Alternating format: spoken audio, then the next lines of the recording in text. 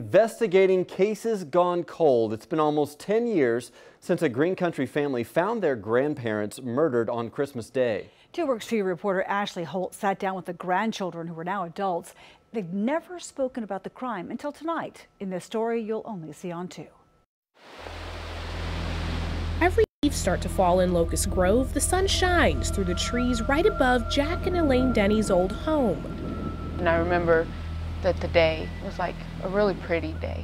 It tells the Keeners for the 10th time the day is approaching. That morning that I had called them again, just to say, hey, we're going to be coming over.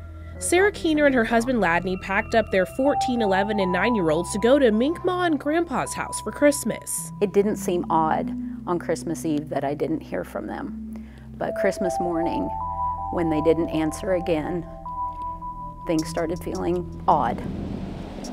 Their car trekked down the country road and found its way up to the house quaintly hidden in the brush. When we drive up, they always meet us. They're always...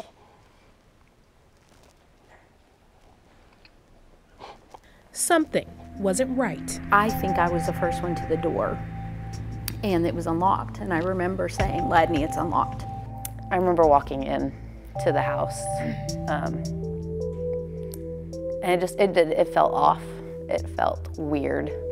Unlike every other Christmas, Sarah and Ladney walked in first. When we got into the laundry room area, he was beside me, and we were telling the kids to stay back. They weren't met with the warm smiles they were expecting, but a gruesome, heartbreaking sight. Because when we got in, it was obvious in that moment that they were gone. I remember seeing pots still on the stove. And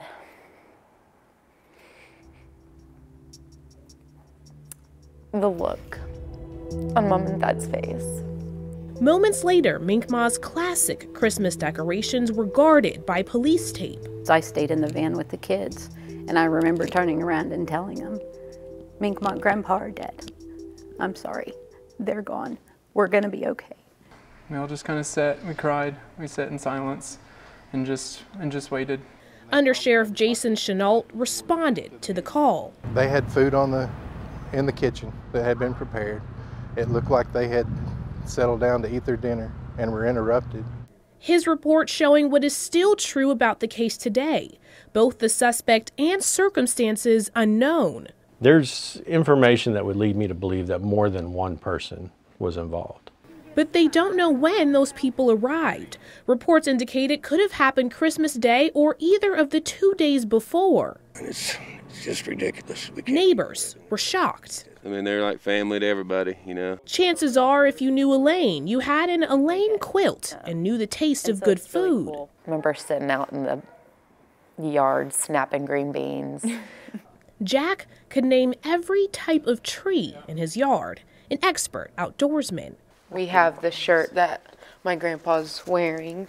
Both always smiling, always happy, always loving. I love this picture of my parents. I mean, that's just them. Sarah still holds them close behind the message she knows they'd want her to hold on to as they continue to wait. I think that all we need is that one break, that one person to reach out and give us the information that we need, and we can put this puzzle together. Like somebody took their lives. Somebody that had no right to. The Keeners, anticipating the day they can tell Grandpa and Minkma justice is served. Their death was not who they were. I have no doubt that justice will happen. Ashley Holt, 2 Works for You.